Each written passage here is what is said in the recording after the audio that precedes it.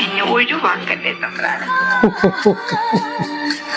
അപ്പൂപ്പൻ തടി പോലെ പറന്ന് പറന്ന് പോകണമെന്ന് ആഗ്രഹമുണ്ട്.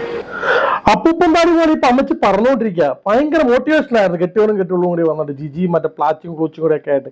സംഭവം വേറൊന്നല്ല, കഴിഞ്ഞ ദിവസം മോട്ടിവേഷൻ കൂടിയിട്ട് ഭാര്യ ഭർത്താവിന്റെ വീട്ടിൽ സ്വത്തുകാർക്കും എന്തോ പരിപാടിയായിട്ട് ചെന്നതാ. ഭർത്താവ് സെറ്റോ ബോക്സ് എടുത്ത് തലക്കെട്ടോ ഒറ്റ കീറ് ചാനൽ പോയെന്ന കേട്ടെ. ടിവിയുടെ അല്ല, പെണ്ണുമ്പിള്ളയുടെ.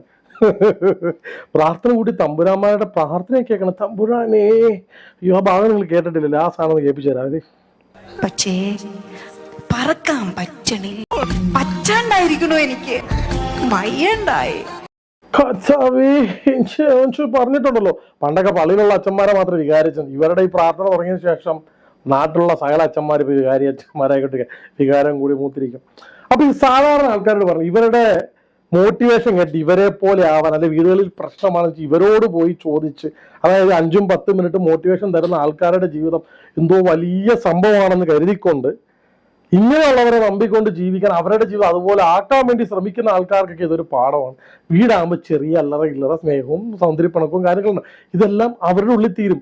മൂന്നാമത് ഇതുപോലുള്ള ആൾക്കാരെ സംസാരിക്കാനും വിളിക്കാനും ചോദിക്കാനും പറയായിരിക്കും ഇവരുടെ അവസ്ഥ ഇതിനേക്കാളും മോശമാണെന്ന് ആലോചിക്കുക. തൊട്ട് മണി ഇത് പ്രതീക്ഷിക്കുന്നവര് പല മോട്ടിവേഷൻ തരും.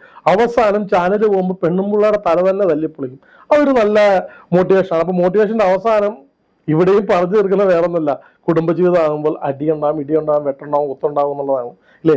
ഇതിനേക്കാളൊക്കെ എത്ര സമാധാനമാണ് നമ്മുടെയൊക്കെ വീട്.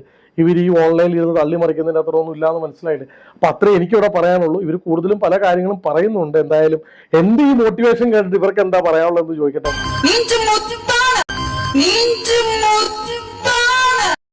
എന്റെ മുത്താണ്, ഇനിയൊന്നും കേൾക്കാനുള്ള മുസ്ലിം പവർ എന്റെ ഈ ബോഡിയിലില്ല.